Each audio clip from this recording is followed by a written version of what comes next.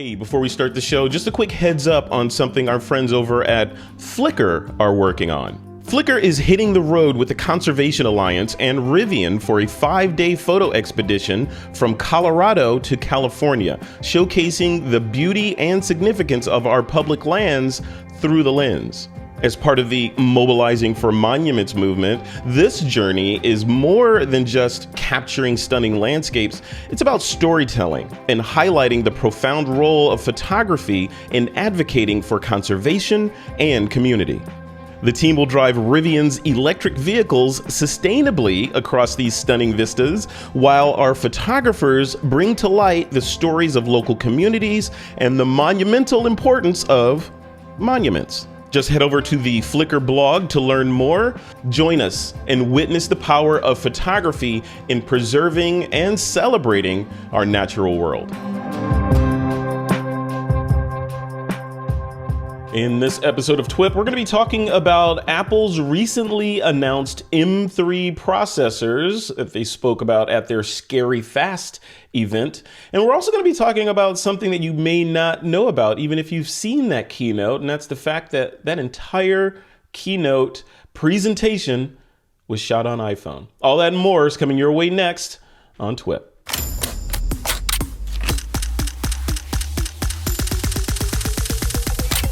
This is TWiP. All right, folks, welcome back to another episode of TWiP. I am your host, Frederick Van Johnson. Like I said in that little tease there, what was it, yesterday as we record this, today is Halloween, October 31st, 2023.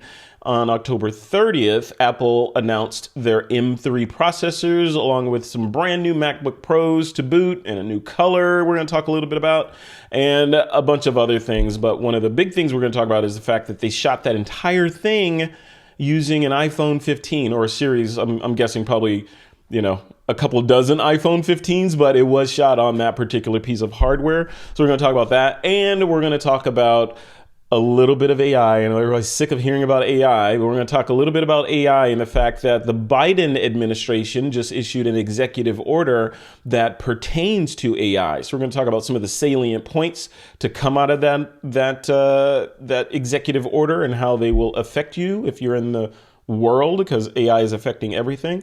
And then, of course, all the other things. So we're going to talk about that. And when I say we, who am I talking about? Well, myself and my good friend, Mr. Sharky James, is back on the show again to help me tackle these. Alistair Jolly is not here because it is Halloween, and it is Halloween evening in Scotland, where he's from, and I'm guessing he's out hanging out with his kids and doing all the spooky stuff. So, Sharky, man, what's going on? How are you doing? I'm doing great. I'm not back. I'm still here. I just never left, Frederick. That's your fixture? I'm practically co-hosting now. They feed the food under the door, right? And just keep you satisfied. Exactly. Yeah, no, it's good, man. Happening. It is always good to have you. And when we first started the show was several minutes ago, like as we record this, an hour and a half ago, we started recording. You and I can talk about anything. We've been talking about, we could have recorded an entire show just from our catching up and nerding out about the different things that are happening in the world.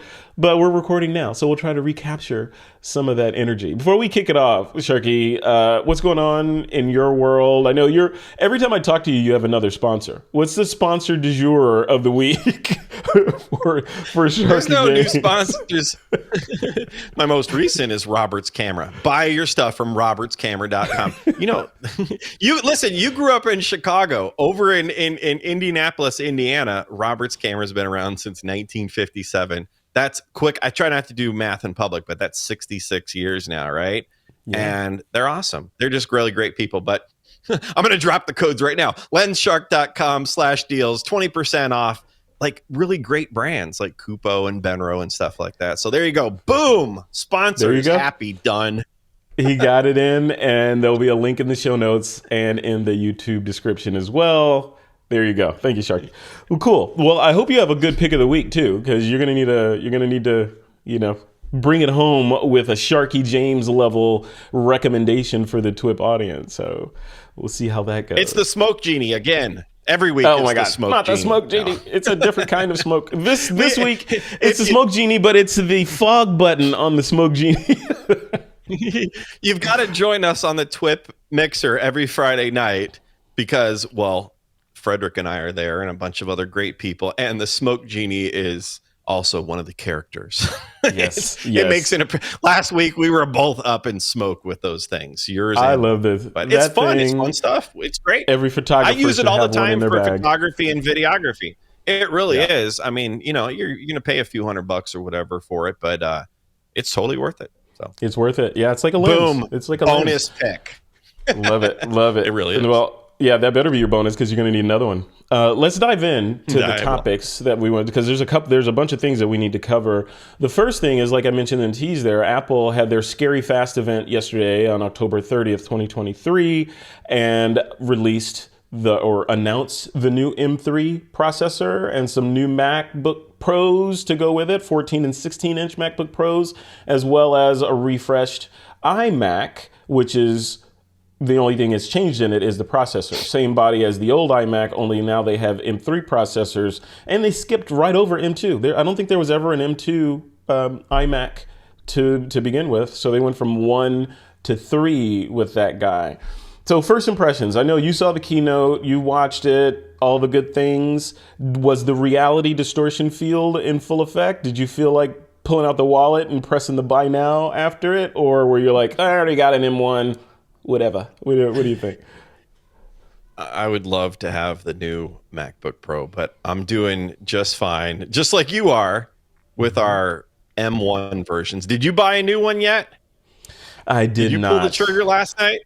I did not. And you probably, do you think you will? I mean, it's, if you're doing a lot of video, listen, it's going to come to the point where I'm doing more video now. If it gets to the point where I just don't have that extra few minutes to wait, I don't have something else to do while it's rendering video, I might consider it. But, you don't get trapped in like the reality distortion field, like you said, totally. Where you have to have the latest and greatest. For his iPhone, I've got the 13 Pro Max, whatever, and it's just fine. My stepson has the 15 Pro Max. He showed me the other day the photos he took with it, and it's like, wow, that's nice. Yeah. But I can wait. I mean, it's like, how much money do you want to give Apple? Do you want to give them all the money? I don't think so. That's why I keep saying Apple needs to just create I don't know what they'd call it, something Apple-y, but essentially a subscription program where you just pay a little bit forever, right? Because we don't have enough of those. You just get the new stuff, right? I mean, you're going to buy it anyway, right? You just get the new stuff, like the iPhone upgrade program, right? So you can just kind of daisy chain into the next version and just keep paying. Extend that to everything, like your whole suite, your Apple TVs, your MacBooks, your watch, your whatever. Put them all under one account and just let me pay a certain fee for the year, right? And you just pay it every month throughout the year. And whenever they release new stuff, you're the first to get it. Yeah, I want that. Yeah, take my money. How big of a house does Tim Apple need? Yeah, well, you know what? I have no idea. I know there. Yeah, I have no idea. Like those folks, I think probably don't live as lavishly as we think they do. I think they live probably smartly, with all the tech, of course, but smaller places, but more of them. So Tim probably has a smaller, regular house, beautiful, I'm sure, appointed nicely. Yeah, but then he has one probably in the Bay Area, one in wherever Apple has giant clusters of people all over the world. I'm sure he has multiple of these places all over the place. That's my dream. I want to have not a giant Jay-Z and Beyonce style mansion on a cliff in Santa Monica or something. I want multiple nice condos or townhouses all over the world. And each in one... warm places. In warm places, in each one, a wardrobe, all my stuff, so I could just show up there with nothing and just continue going. Same clothes in every one, right? The exact same wardrobe. All black. All black, yeah. Matte black, black, everything. Yeah. Shout out to MKBHD. So you're not getting it. MacBook Pro, the M3 16-inch, maybe loaded down. I think it'll take 128 gigs of RAM now or something ridiculous like that. No, I mean, we could use it because we do heavy lifting with video and all that. So I could definitely make use of it, but I don't know that I could justify scooching a MacBook Pro purchase up in the queue amongst the other things that I have funds earmarked to, right? It's not that spectacular, and I'm not hurting that much for more processor or memory footprint that I need to like pull strings to make it happen. I think I can wait until this one either hits a wall where there's some software that I need to use and it won't go fast enough on this machine, or this one breaks or something, then I'll go get the new one. And like you're on the 13, the iPhone 13 Pro Max. I'm on the 14 Pro Max. I haven't upgraded to the 15, although I had a moment of weakness a couple of days ago where I was in a mall and there was an Apple store in the mall, and I was like resisting it. I was like, oh yeah, maybe I'll just go look at them. I just want to see the little action button. Maybe I'll go look at it. And I went in there and they had them on display and I'm holding it. I'm like, yeah, it's a little lighter. It's different. It's beautiful. Oh, maybe I'll just get it. Whatever. I'm going to get it eventually. So I'll just get it. They didn't have them in stock, luckily. So I still have my antiquated 14 Pro Max. But, in retrospect, when I got home, I was like, I'm glad those things weren't in stock, because the 14 Pro Max is amazing, right? It is a toolbox of capability and features, and I've really only ever used like a screwdriver, maybe a Phillips out of that toolbox. I have not used all the tools, so there's a lot of headroom left, is what I'm saying. On your 13 too, right? Have you hit any points on that 13 where you're like, ugh, this is crap. I need a faster phone. It's not working for me. Only the size of the the hard drive in there, the flash memory, because the cats and the dogs require 1,000 of the same photo taken over the last couple of years, apparently, and then things get filled. But as far as getting the new like an M3 MacBook Pro, like I said, it's going to come down to needing it, not wanting it. I mean, I think it's just the older I get, the more I'm thinking, like the way our grandparents and stuff lived. If something broke, you fixed it. You didn't just go, well, here you go. Going to go spend some more money, make this corporation richer. I'm going to go buy a new thing. If it gets to the point where it's costing me time, and times I'm a one-man band, right? Just like you are. So, I've got the podcast to work on. I've got things for the sponsors and shooting and all that kind of stuff. And if I need more time, and that getting a new MacBook Pro M3 can buy me more time because it'll crunch the video faster, I can cull photos faster, etc., then I can make the case for it. But right now, I just don't feel the need to do that. But that's right now. Yeah. Who knows? Right. That could change. Subject to change this afternoon. It could totally change. It could change during this conversation. I know. One thing I was disappointed about from that event, or the lack of announcements from that event, was I was expecting, like, going forward after the iPhone 15 launched with USB-C on it, that was the end of Apple products that we'd see with Lightning ports on them. Yet, not the MacBook Pro, of course, is USB-C, but the peripherals are all still Lightning. The keyboard, the Magic Trackpad, the mouse, that horrible mouse, it's all still Lightning. And the bad design of the mouse persists. Nothing magic. Yeah. So sorcery, whatever. So yeah, I wonder, when do you expect Apple to fully embrace USB-C, or is it just going to be like a gradual thing? I'm sure they have a bunch of Lightning stuff in the supply chain right now, so they can't just flick a switch and stop, generating tons of Lightning waste, as it were. But when do you think that the flip is going to be to full ubiquitous USB-C over the entire Apple product line? May 17th, 2024. No. Okay, got it. Who knows? Like I said, thank you. It's going to come when, like what you said, when they've exhausted their supply of things, and who knows how much energy they've put into developing, out the new, the current iMacs, the current, MacBook Pros, whatever, with the latest and greatest. They've got their timeline, and they're going to do it when they decide to do it. Yeah. And that is okay, because we will go along with whatever Tim Apple and the gang tells us to do, because we are fanboys. Yeah. Take all our money. I am, I take issue with that fanboy comment. I am not a fanboy of, I think, none of the tech that I have for the most part.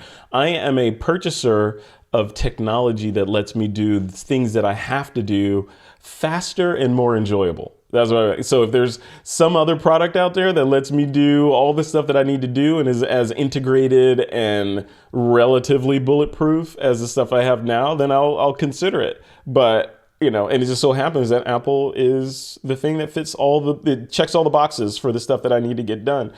Call me a fanboy. Same with the car, same with all the stuff that I have. I buy these tools to serve a purpose. And if there's a better tool that comes out later, then I'll get that. But people have to put you in a box. Well, that tool will not be a PC. It's not going to be. Well, maybe, it might in the future. Who knows? I doubt it, because Apple knows what they're doing, and they have a quadrillion amount of revenue to pour into R&D and all the things. So I don't see, and they're smart, right? So I don't see them doing stuff that's like, oh, Apple put out a crap product and now their whole thing is shattered. I need to go consider another company for my computing needs. I don't see that happening anytime soon, knock on wood.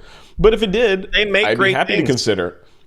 Yeah, they do. They make great things, and we're in the ecosystem, and the ecosystem is a nice ecosystem. There's a lot of people who are in a different ecosystem that is like, belts and suspenders and gaffer tape just to hold it all together. And we don't really have that with Apple. And we used to. I mean, you used to have to drill through your system preferences like constantly and remove inits. Remember inits, extensions and everything, and things would conflict. And now it's just kind of it's humming along, and it's, for the most part, just works. Yeah, as it should.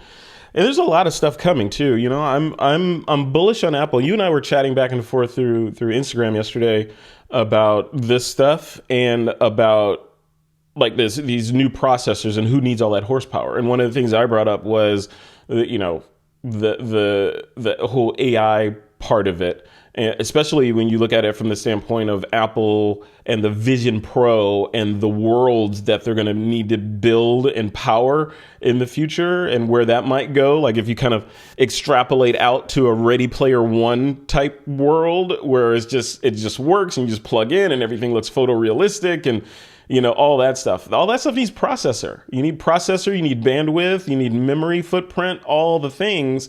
And then, of course, AI on top of it. And Apple has already said that who knows if they'll change their mind, but they have already said that their foray into this artificial intelligence world, it's all security first. So with OpenAI and the other companies that are building these large language models, they're essentially software as a service tools that live in the cloud. You send a request, it returns a response on with your day, kind of like a web page. Apple is saying they want it all on device. So essentially a Chat GPT or a Siri GPT or whatever will live completely on the device that it's doing its processing on and keep it siloed away from the rest of the world. So all your information and queries remain private, which I think is good. I mean, it's good and bad, right? On the good side, yay, nobody can see all the stuff that I'm working on. On the bad side is you lose connectivity to third-party device or third-party services that could provide even more substantive information like stock information or current events or whatever is on the internet. I mean, there's power in being able to say, hey, ChatGPT, find the latest. Give me a list of the today's top performing stocks, put them in a Excel spreadsheet ranked by order and ranked by the number of times that they've peaked over the, just being able to do complete natural language stuff like that with real world data versus just my own stuff that happens on the device, I think is important. So I don't know, on device or off device, where do you fall? Do you want your stuff in the cloud or just siloed on your device? I'm not a cloud-friendly person. I don't have my text messages, my notes, or anything going into the cloud because I can't trust that it's not going to be hacked or whatever. It's just not safe. And, the downside to that not with the iPhone so much, but with those goggles, whatever they're called. What is it called? Vision Pro. Yeah. It's going to have to be all on device, like you said, and that's going to mean incredible hardware specs, which means an incredible price tag. Yeah. Unfortunately. So $3,500 is what they said, right? And who knows how much it's going to actually sell for. But most people aren't going to be able to have it at first. Eventually, everyone will have this. And I'm not a big fan. Like, I think you might be the kind of like the same way. Is I'm not a big fan of VR. I think AR is better. All these VR glasses, Oculus, and all that kind of stuff. It's just, a certain percentage of people, it makes them feel ill. And then also, you know me, I don't like not being. I don't drink. I don't do drugs. I don't do any of that kind of stuff. I don't want to be not in control and not aware of my world. Yeah. Not like someone's going to pop out of my, the next room and attack me or something. But I'm just not a take myself out of reality kind of person. And who wants to, how much are you going to use VR goggles? Up until now, people kind of, you buy it and it kind of gets set aside. And we've bought this stuff in the past for the kids wanted it so badly. A few years ago, we got it and it went in a drawer or something. Right. So, yeah. But the Vision Pro looks amazing, and there's so much you can do with it. I mean, it's going to, as a business tool, it's going to be amazing. As a creation tool, it's going to be amazing. As something to deliver content on, it'll be amazing. And at first, like I said, it's going to be people who can afford it. So it's going to be people who can afford whatever services you have to sell them, right? And so as photographers, videographers, etc., that is what you need to be thinking about now, not when they come out. Right now. Plan for it. You have a head start. It's almost like knowing the impact that iPhone is going to have on the world before iPhone was launched. You're in that. And then, and being the guy or woman that says, hey, had I known that iPhone was going to be this explosive, I would have done X, Y, and Z back when they launched it or before they launched it. Well, now you have a do-over kind of, right? With the Apple Vision Pro, because they're launching a brand new ecosystem again. And all you have to do is look back on what happened, like when they launched the iPad. They launched the iPad, a brand new device, form factor, all that stuff, a new way to consume information. And then they tied it in to the App Store, which gave it rocket fuel. And all developers wanted to get in there and create unique experiences tailored for the iPad. Boom. And now it's part of our daily lexicon, the iPad. Everyone's using it for all kinds of things, kids, adults, etc. Fast forward to today with that Apple Vision Pro, which I believe will likely, like you said, Sharky, will provide additional revenue opportunities for content creators and building worlds and AR experiences where you look at that wall and now it looks like something else, and just all kinds of stuff like that. What I want to see kind of bear out is one of the things is the comfort of the device, because we bought how many have I bought? I bought a MetaQuest headset for myself. Then I bought one for Nicole. Then I bought one for Nicole's dad to go fishing with, and my sister and my brother got one. So there's a bunch in the family. You know how many people use them regularly now? None. 0. Mine's not even charged. I have to oh yeah, there's a Vision Quest. Let me charge it and update it just in case I want to use it. Then I charge it and update it, put it back in the case, and put it back on the shelf, right? So when we first got them, we were using them a lot, but I don't get sick in there. But what I do get is uncomfortable. So when I wear that, it's like sweat and then the weight on your head. And, like you said, there's not, I don't get disoriented, but it's still that feeling of, okay, what's in the room with me? I know the new ones, you'll be able to see through it and have spatial awareness, but still you kind of feel like you're in something. So I'm anxious to see how, and if they're able to mitigate that and solve it, because the uncomfortableness and having the outline around your face when you take it off, and all the things are, they mean that you're not going to use this thing for doing long form 3-hour meetings or things like that unless they figured the comfort piece out. I don't know. Do you have one? Do you have the MetaQuest? High tolerance. I don't have any of that nonsense. You gotta try it. I'm not in order to speak intelligently about a topic, Sharky. No, I've tried them before. I just don't, like I said, I don't like it. But the Vision Pro stuff looks cool. Imagine, what DCS is? Like it's kind of like Microsoft Flight Simulator, but way better. So you could have that Vision Pro thing on. Imagine if you're a gamer and like you're in like an F-16 cockpit and you're able to look over your shoulder and see if the bogeys are, over that. That's just gonna gamers and gamers will put up with unbelievable levels of discomfort. I mean, you will put off going to the restroom for 8 hours. You can wear a Vision Pro for 8 hours, right? Yeah. Entertainment. Yeah, for sure. Yeah, it's gamers. I think it's also the pornography industry. They're always early adopters as well, and that's a rabid crowd that will like walk over hot coals to get to the content, right? And same with gamers. They will walk over hot coals to get to a new kind of immersive gaming experience. Those are usually the doors to, whether we admit it or not, those are kind of the doors to getting in to this stuff. And if you look at like the Vision Pro, one of the things that they talked about was being able to consume a movie and sit there and have this giant screen in front of you and all that. I've tried to consume a movie on the MetaQuest headset, and you can do it, and it looks like a big old, you're sitting in theater. They even put the seats in front of you, right, and the lit aisles and all that, so you kind of really feel like you're sitting in a theater. But my brain didn't quite connect it because I still felt like, it still felt kind of, I don't know, proof of concept, beta-ish. It wasn't, I couldn't put my finger on it. Like I couldn't get into the movie. I couldn't get into the movie. It was a skeuomorphism fail is what it was. Yeah. So if Apple can fix that. Well, listen, if you've got like, a loved one or a whole family, you're not all going to wear it. You can just turn the darn TV on or the projector in your, on the wall and that sort of thing. So there's going to be use cases that we haven't even thought of yet that are just going to blow our minds, just like there has been with the iPhone. Yeah.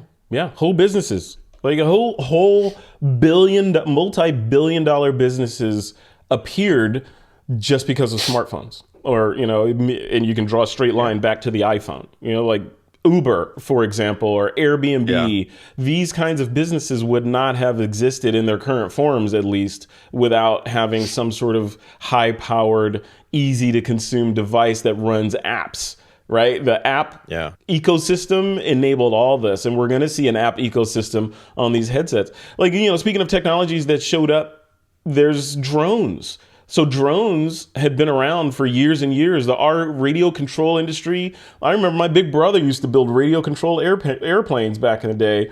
And if anybody touched them, you'd get a punch in the arm, right? So it was that. And then you fast forward to today, there's still a huge hobbyist world around just building these beautiful RC vehicles, cars, planes, helicopters, all of it. And then there's now the consumer ginormous side. Ones. The big ones, like scale ones. And then there's the consumer side of that where I could just go to Best Buy and buy a drone and read the instructions and be flying it and taking pictures, because I'm not I am not into building like vehicles like that. I don't want to build a ship in the bottle. I just want to take the picture that device lets me take, right? So I want the end result, not the joy of the journey to getting to it.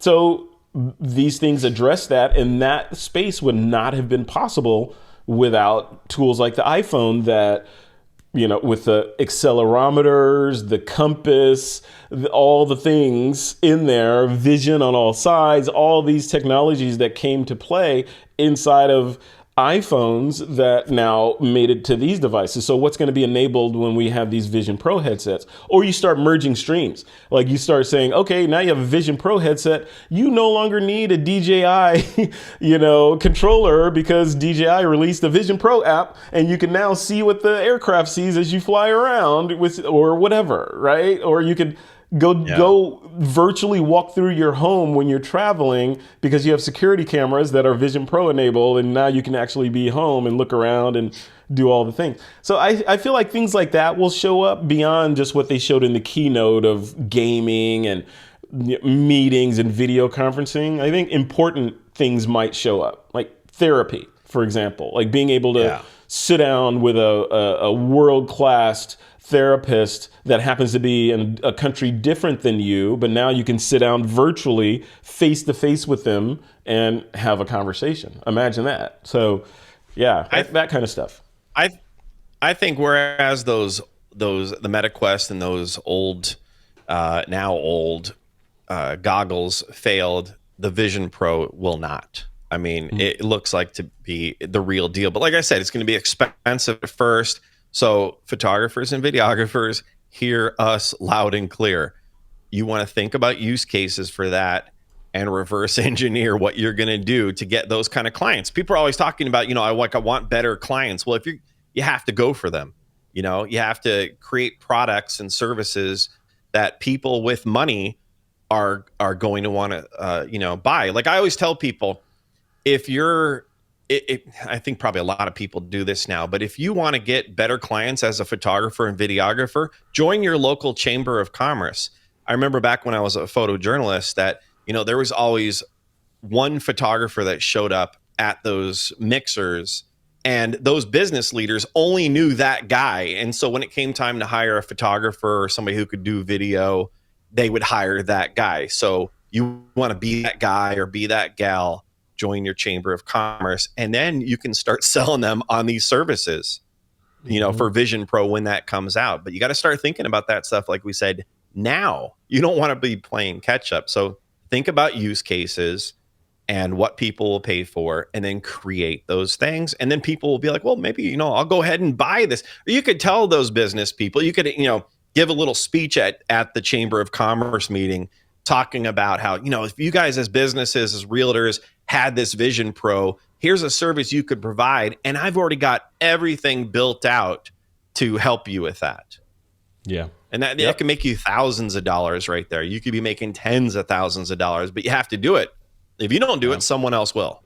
Yeah. So and if you do it and you fail, I don't think there's a fail. I think Tony Robbins said this, right? If you attempt it and you, like you say, Sharky, you build something that you think fills a need, and it turns out it doesn't fill that need. Nobody wants it, or it's not as successful as you thought. You still end up with, you're still a player in that space now. You're not on the sidelines like, it'd be cool if somebody built A, B, and C. You're somebody. You've built something, you understand all the steps necessary, and you've experienced failure at that point, so you know what not to do and what works and all that. Then you rinse and repeat and try again. But now you're in that space and you're doing cool stuff. So yeah, there's so much. Go ahead. I was going to say, and just to expand on that, if you did do the Chamber of Commerce thing or whatever and provided these services, no one knows if you failed or not. They don't ask you how many clients went for this, how many people are buying this for you. And you get the benefit of looking like, you're a technology wizard. Right. And that right there raises your status, how you are perceived as a business person. And that has benefits as well. So people need to think about this. You need to always be thinking about your brand and what it represents and how you're seen. Yeah, and be thinking about skating to where the puck is going to be versus where it is now. Like, for example, we've been talking about Apple, right? And the Vision Pro and these new M1 processors and all that. So try to teleport yourself into Apple's secret planning room. Like, what could they be strategizing? Because they don't M4. Right. They don't live paycheck to paycheck over there making, okay, wouldn't it be cool if we released how about a headset, right? Okay, go build it, or let's release it at the next keynote. They don't do that. Apple, and I'm speaking from experience, having been an Apple employee, Apple knows what's going to happen a significant amount of time into the future, and they're aiming at a certain kind of but a certain kind of product suite that they want to have available to us. They don't tell us, obviously, but you can kind of start connecting the tea leaves. And personally, I connect the tea leaves and I look at, okay, so clearly from the statements that Tim Cook / Apple has made, they believe that this Vision Pro is going to be as important as the iPhone was. He said that verbatim. Okay, that's a big statement. And if that's true, then just look at all the things that iPhone enabled and is doing and is capable of, and all the content that has been built specifically for iPhone and vertical video and all this stuff. So now you look at the Vision Pro on the other side and try to extrapolate from there. Like, okay, where could this be going? Well, it looks like a lot of content might be needed for this thing. What could they use to capture said content? Well, interestingly, our next story, Sharky, is the fact that that scary fast event that Apple just had yesterday, at the end of it, if you stuck around to the end, right after the Apple logo faded off the screen, they faded up some text that said, this entire presentation, including all drone shots, dolly shots, etc., were captured on an iPhone 15 Pro Max or on the iPhone 15 Pro Max. Presumably a bunch of them, but that model versus a Red camera or Blackmagic Cinema or whatever, insert high-end expensive out-of-reach camera, that whole thing was a testament to the quality that you could get from something that we all have, or most of us have, in our pockets, right? So now we know what the capture devices could be. You know, sure, Disney and those guys are going to use all the cool superpowers that they have, but now we could, what that said to me, and I'm sure I want to hear how that resonated with you, Sharky, but it said to me that all these years, I've known that iPhone can do all these amazing things. It could do pro level work. Of course, it's stuck with the stigma of being a phone, so no one's going to take it seriously if you show up at a wedding or something with just your phone. But Apple using their hardware to shoot a device or to shoot a piece as important as that scary fast event says that it's good enough for them. It's good enough for my little short that I'm building, so I can shoot it like that. And maybe I'll go pick up a cheap iPhone 12 or 13 or something as a B camera or whatever, and I'll use my iPad to edit on because Final Cut Pro now runs on the iPad. And now I can build these experiences either for video or for the Vision Pro in the future with this quote pedestrian level gear. So that's kind of where my brain went. Where did your brain go when you found out that that whole thing was shot on iPhone? When I saw that, I think a lot of people missed it because they maybe punched out or they didn't really make that big of a deal out of it. It was just like, boom, shot on iPhone. I was like, wow, mic drop moment right there. Like that was, bury the lead, right? Mm-hmm. I mean, that's crazy. So that was Apple saying, look what we can do.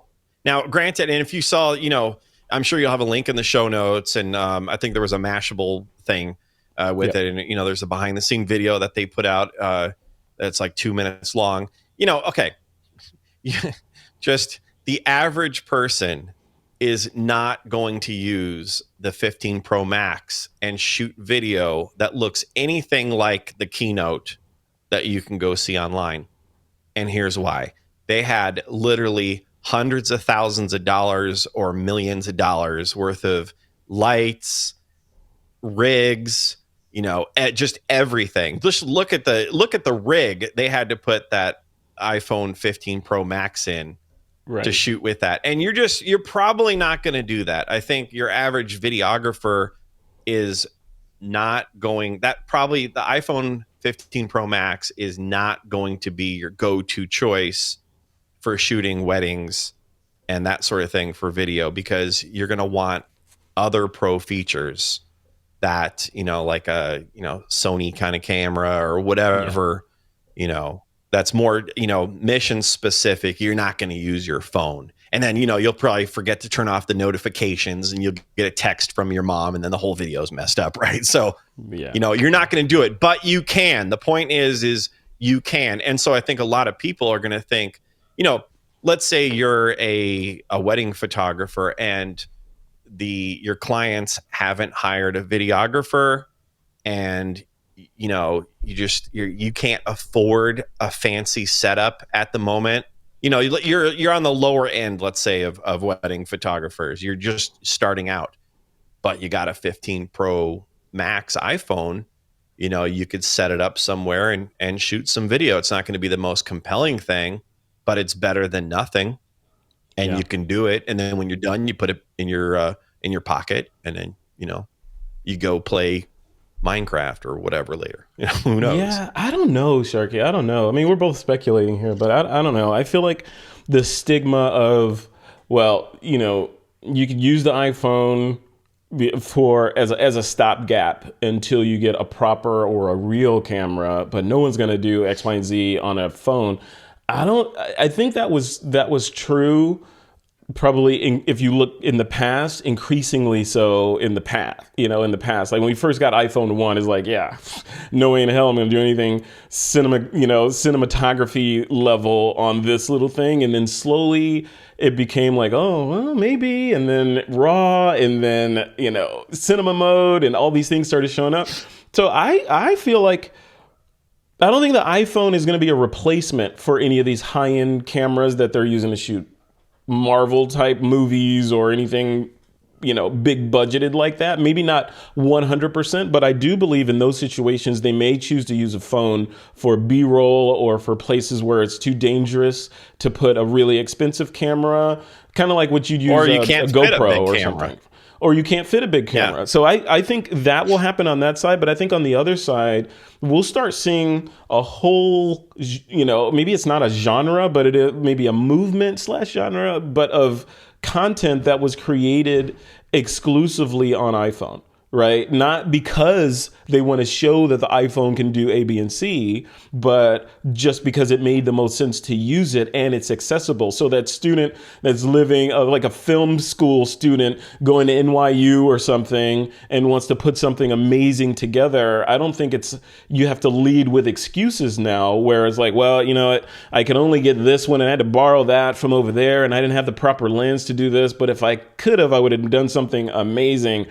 I think all that goes away. I think every day, Sharky, we have the excuses fall away. So we have these phones that do all this amazing stuff. So you create a full-on short or even full-length film with one of these and have it look fantastic. You could get assistance with script writing using ChatGPT, do virtual sets using DALL-E and then superimpose yourself into them. You can do all kinds of stuff that just comes from your brain. And the most exciting part of that for me is the doors that it opens that were previously closed to ideas that would never have seen the light of day now. Right now they can. Yeah. Right. So somebody that has this great idea for a new kind of science fiction movie can make it and make something that looks pretty dang cool using just the stuff they already have versus just dreaming about it and being sad and then going to do something else. Right. So it's democratizing things for people. Yeah. Yeah. And listen, if you're, I'm not to be ageist, but younger people these days, digital natives, they know how to use these things, and there's so many talented young people out there. This is, I think, what a lot of them are going to use. Just like you said, it's like, well, I don't have, enough money for a great phone and all this fancy, camera gear. So maybe I'll just get the 15 Pro Max. My skills in lighting are good. My storytelling is on point. And I'm going to really wow people. And you're going to see that. I mean, we've seen that already. But with this 15 Pro Max, Apple Log looks amazing. And its ability to capture more of a dynamic range. And as long as you know how to grade it and everything, you can do some amazing things, just like they showed in that keynote. But again, they also had, they paid a lot of money. They paid professional crews. They had tons of lighting. Everything was dialed in. They had skills that maybe you don't have yet. So don't expect those results, but that is definitely something to try to achieve. And they prove that you can. Yeah. Yeah, absolutely. And that's the point. The excuses, even the excuse about lighting and microphones, right? To some degree, the microphones on these I'm pointing at my phone here. The microphones on these devices are ridiculously good in a lot of cases. Like, people are just doing full-on vlogs now just with their phone, where it used to be, okay, I need my phone, I need a gimbal or at least a GorillaPod and a wireless mic to make sure I get my audio and all the things.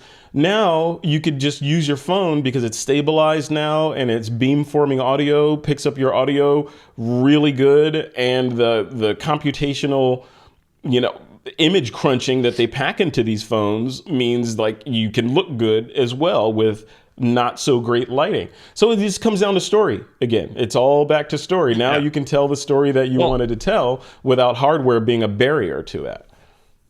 And there's help out there as far as the software goes. You might have seen the video our friend Unmesh Dinda did, where he shot video and he was like clear across the room sitting on his couch, and then it's part of Adobe Labs kind of thing. It's not out yet, but it cleaned up the audio and it sounded like he was on a microphone and not shooting with his phone, or whatever he shot with from like 20 feet away.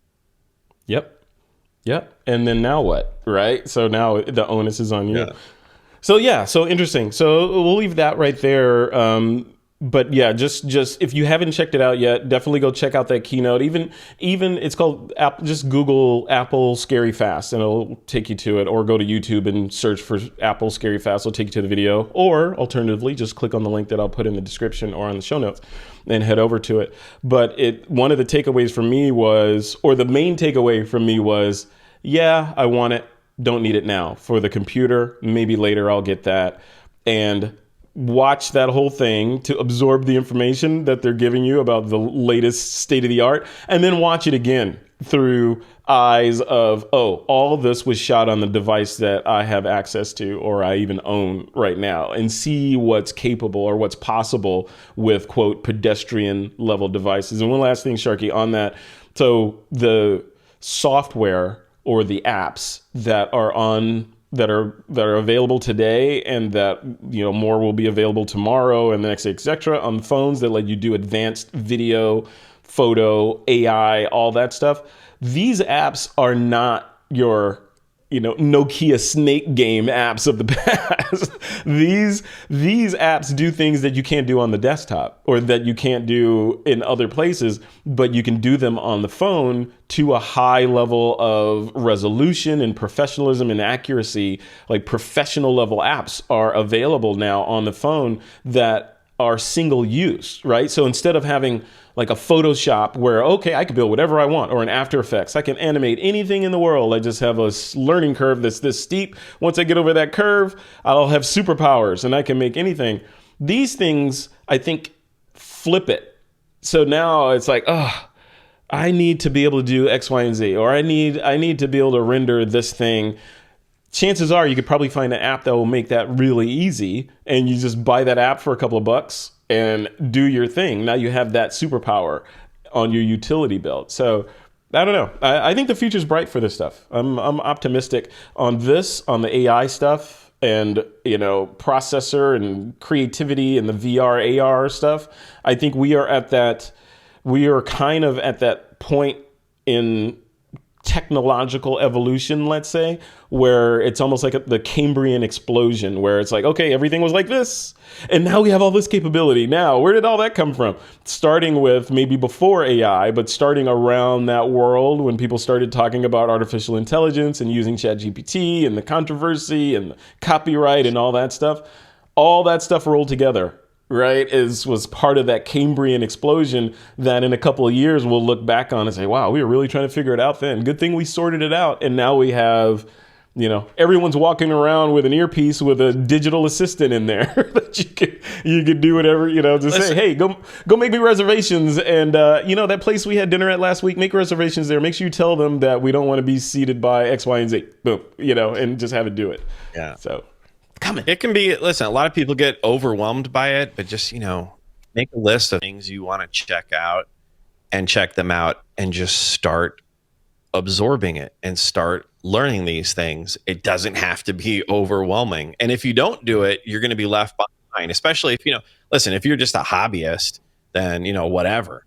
But, if you're doing it as a pro and you don't learn these things now, you're going to be left out in the cold. It's like all these photographers, who used to shoot, they'd have a standalone building and they'd shoot in a studio with the, the fake fall leaves backdrop. And, you'd go get your senior photos done there. And now everybody wants to go shoot on location. Well, it's like, well, now I need, portable lights. And now I need, and then you need to hire a videographer because they want video in addition to that. So you just need to be able to adapt. And that's, an ongoing theme here on TWiP, right? And my show too, the Lens Shark Photography Podcast. Well, I took a long time to get that in there, Frederick. I was counting. That was amazing. You went a whole, what is it? 48 minutes. You went 48 minutes without saying that. That's amazing. That's crazy. I know I'm slipping, man. I'm slipping. But Yeah. it's No, that's adapt. good. Like I said, not adapt or die. Maybe adapt or get wounded. You know. No, I think it is, adapt or experience a significant drop in revenue. Not die. Yeah. But, it is, I don't hate it, but the phrase lifelong learner, we've heard that a lot over the years where you can never stop learning this stuff. And in the minute that you feel like you know it all, or, in my day, we used to do it like this, and that's the way I'm going to do it. If it worked, it worked then, it's going to work now. I'm just going to keep doing it.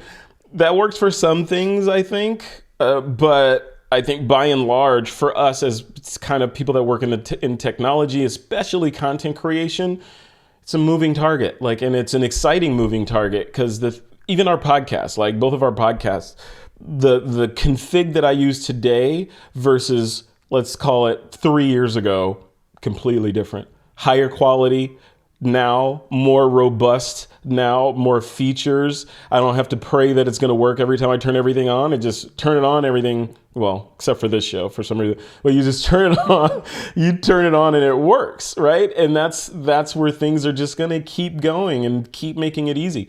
I'll leave this segment on this. So one of the things that I'm experimenting with this week actually is automation using AI, and specifically ChatGPT and Zapier. If you haven't heard of Zapier, look it up. Zapier is basically a tool online that connects other tools together to let you do things in one and have it trigger things that happen in the other, or even pass information to the other one.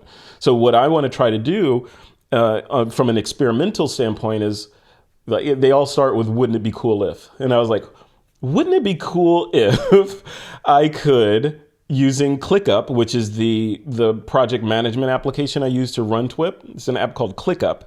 Wouldn't it be cool if I could create a sort of workflow within ClickUp that I could type a prompt or give it some basic rudimentary information about, say, an interview that I'm going to do, and then have it do most of the heavy lifting for the stuff that needs to get built for that, from building the list of questions that I'm going, or a suggested list of questions that I'm going to ask the interviewee, the title of the interview that is SEO and clickbait friendly, a list of keywords generated, the body or the description of the interview that goes in the blog post and on YouTube. All the things, right? Even now that DALL-E is in ChatGPT, give me 3 or 4 ideas for thumbnail art and generate those. So doing all that stuff and building all of it from a single prompt and having it laid out nicely within ClickUp so that I could just type the prompt and then boom, it spits out all the things I need for me to go in and edit later, versus, okay, I got to publish an episode. What's a good title for this episode? Okay, Sharky James bites back or something, So instead of doing that, actually have an assistant that helps you get 50 to 60, 70% there. Then you go in and make it right and polish it and then publish it. Wouldn't that be cool to be able to do that? So I'm building that now. I'm building what that flow will be using the tools that are available to all of us. And that's an example of me, like the lifelong learner part of Frederick, looking at ways to streamline the operations to help me do more on This Week in Photo with less effort, but to a higher degree of quality for the listening audience. And that's what to let me get away from being in front of the computer so long. So now I can, like that, with that flow, because ClickUp, Sharky, it runs on the phone and iPad, I should be able to be out running errands, standing in line somewhere, and like, okay, I need to work on, I'm going to interview, Scott Kelby, okay, or David Grover, which we're interviewing tomorrow, I think. I'm going to interview David Grover from Capture One. So let me get started on the interview and just write a paragraph, me standing in line. Okay, I'm doing it. The interview is with David Grover. We're going to be talking about Capture One, maybe a little bit of Capture One versus Lightroom. We're going to be talking about AI and how it's used in selections. I'll just kind of riff without any grammatical correctness inside of an input box and ClickUp, and then say go. And it will take that and build all those things I just mentioned from that. Then I can go tweak. So now I'm almost ready to do the interview just from my phone. Whereas before, it'd be about an hour or so of prep time plus, right, to get ready for all that. You even have it pull URLs for me to do research from. Like, okay, ChatGPT, give me 5 to 6 URLs of different places where I can go to learn more about A, B, and C in advance of this interview, or quotes from David Grover around the web, or something like that. So, yeah, I'm excited about doing that to programize, if that's a word, to systematize the whole beginning creation of a successful podcast episode. So it should be fun. I think the thing that's frustrating for me and a lot of people is just knowing what's available. Like ClickUp, no idea. Zapier, I heard of that, but I haven't checked it out. And 11 Labs. Like, is there a place where you can go that's like, here's a cool list of all the fun AI and productivity things that you need to know about? Do you know of something like that? Somebody must have that. There's one being built right now. It's going to be amazing, probably the best that you've ever seen. And it's going to be launched. The URL, I think, is frederickvan.com. I think that's where because it's under construction now and they're building it, but I believe they have a mailing list set up for you to join to be notified when the site launches. But yeah, wow. I'm saying that tongue in cheek, but yeah, that's what my personal site will be, basically about the non-TWiP stuff, about the kind of things that we talk about here to a level that's not necessarily myopically about photography. It's more about the world of content creation as it manifests in turn, including AI and VR and AR and whatever, all the things that I'm interested in that are outside of the photography. So photography fits in that as a component, but it's not the whole thing. It's just one component in a long list of ways that people can create and organize and do all the stuff. So, and it'll be like my outlet, my journal of my journey in tech. So yeah, keep an eye out for that. Nice. Yeah, that was such an organic plug, and we didn't even plan that.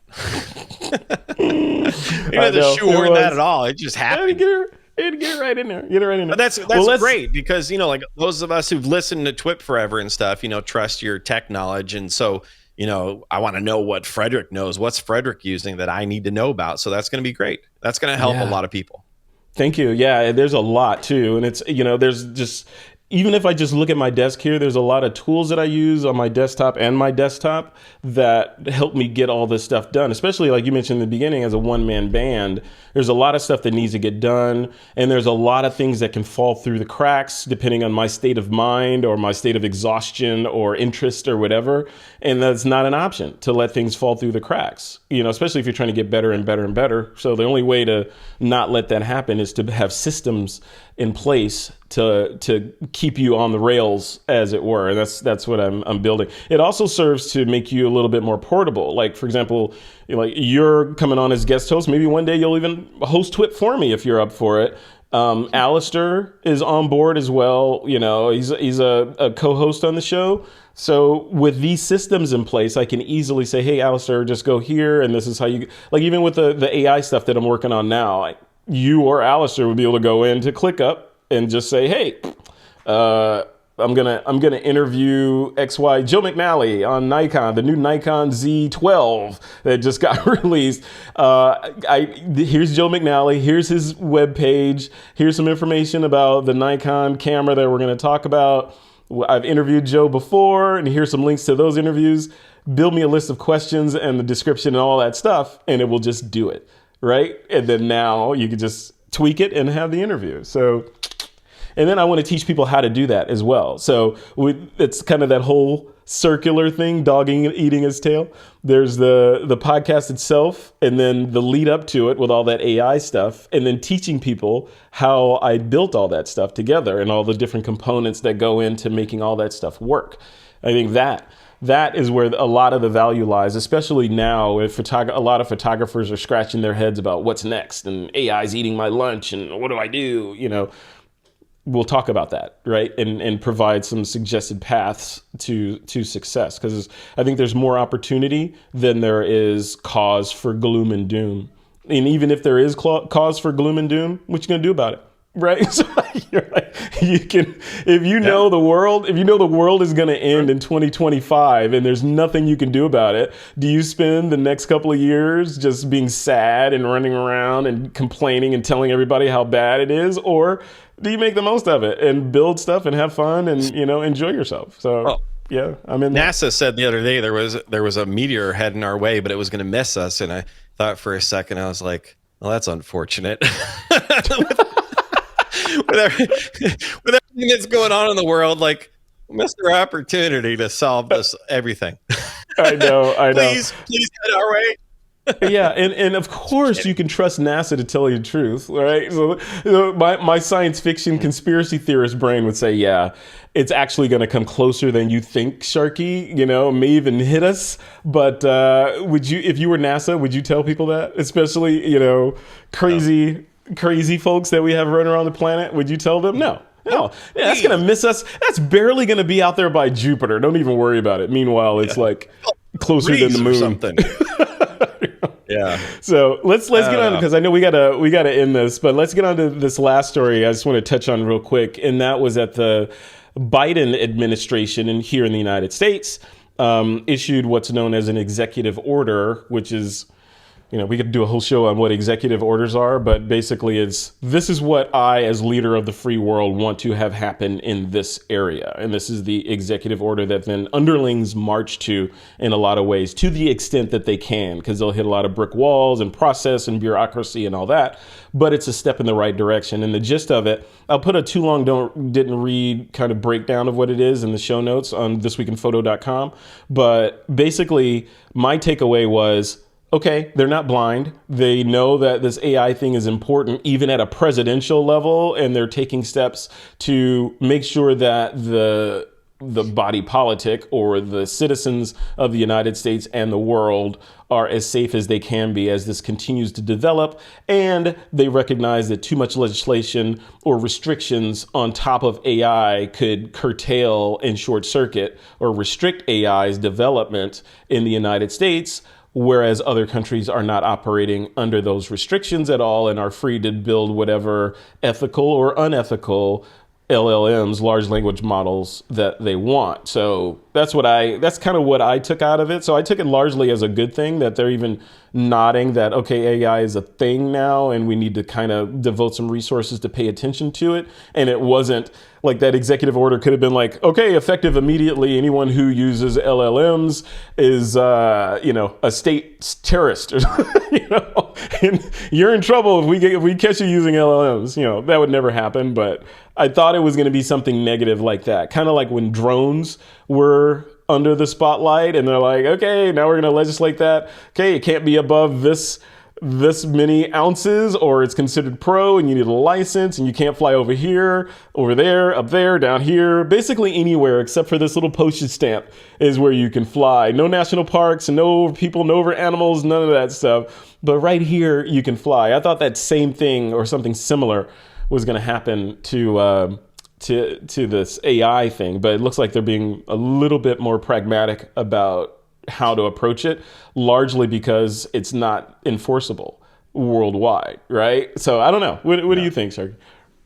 I was surprised about that as well, and I want to know who in the administration elevated this to the level where it became a thing, because I want to know who that person is, because that's somebody who's on top of things, because usually government works so slowly and doesn't get on top of technology until like 20 years later or so. So I applaud the effort to get out there and kind of make it a thing and get people talking about it. But it's also pointless because you just can't stop it. Just like, I don't think we're ever going to have the technology that's going to be able to tell what's a real photo, what's a fake photo. Same thing with video. It just doesn't seem like that's going to be a thing. And then bad people will find a way to get around things anyhow. But it's a start. It's like, I applaud the effort, and these things need to be thought about right now, but there's always going to be bad actors who are going to, subvert it. And that's just, A minus for effort. Yeah. Any tool is going to have bad actors, right? I mean, they'll have the whole conversation about any controversial topic for the most part, like gun control or whatever. And, it's bad actors will always be there to use tools incorrectly. I mean, you can use a Q-tip incorrectly. So, but I think, ouch. I think, yeah, don't stick it in your ear, people. Wait, that goes in my ear? Why? You put it in your mouth. Like all these years I've been using it wrong. I'm not even touching that. I'm not even touching that. I'm not touching it. Yeah. So yeah, I think the end to drop these. I'm still trying to keep it together. All right, I gotta bounce because I have another meeting to jump into. But let's wrap this up. All the notes for everything obviously will be on This Week in Photo in the show notes. If you're on This Week in Photo right now watching this, it's down there at the bottom of the page, or scroll down below the video. On YouTube, some of the more pertinent notes are in there, so feel free to use those, as well as the link to this episode will be in the show notes as well. Sharky, we did not get to Picks of the Week, so we're going to have to save that for another time, but give me your sign-off. Let's end this. I'll give you the last word, sir. Take it away. Like I already dropped it, but Lens Shark Photography Podcast. Again, there's 2 in the feed. If you go to Spotify or whatever your podcast app is, you'll see 2 of them. It's the one with the caricature of me. That's the one you want. Otherwise, you're going to be listening to stuff from late 2014, early 2015, the origin story. And again, if you want, photography and videography is expensive, right? So I have a bunch of 20% off codes for my sponsors. Go to lensshark.com/deals, or just go to lensshark.com and you'll see all that. Benro, Kupo, Grip, Shimoda Designs, etc. Tenba bags. Why pay full price if you can save yourself 20%, right? So yeah, have at it. There you go. Hey, and if you just want to pay more money, don't go to that site, right? So if you enjoy paying extra money, just don't go. Yeah. All right, folks, we'll leave it right there. Thank you, everybody, for joining us for this episode of TWiP. And thank you, Sharky James, for coming on and chatting. It's been a pleasure. You're welcome around this. Anytime you want me. Anytime. Yeah, you'll be back. I'm going to take you up on that. And as for me, you can find everything This Week in Photo, of course, at thisweekinphoto.com and frederickvan.com for a bunch of other random stuff. If you're interested in the nerdy side of Frederick versus the photography side, head over there. Get on that mailing list over there, because when the site launches in a couple of weeks, I will let everyone know, and there may be something special in there for the people who signed up for the list early. So wow, like free candy or something. Like free candy. It is Halloween. All right, Sharky, we'll leave it. I'm going to let you do our sign-off. You remember what the sign-off is? It's time to take the lens cap off.